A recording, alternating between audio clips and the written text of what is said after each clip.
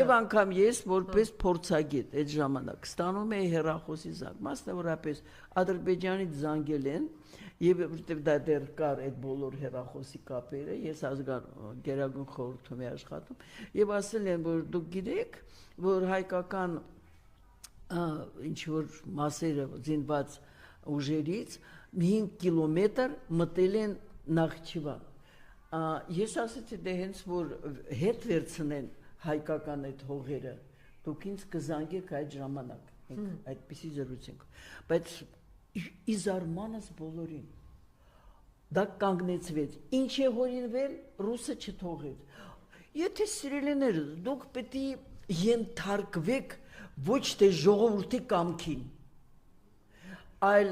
Ռուսին, Թուրքին, ես չգիտեմ, անգլիացուն, կներեք թե ինչի համար է։ Տիկին Ալավերդյան, գիտեք ինչի մասն եմ ուզում խոսել, տեսեք 30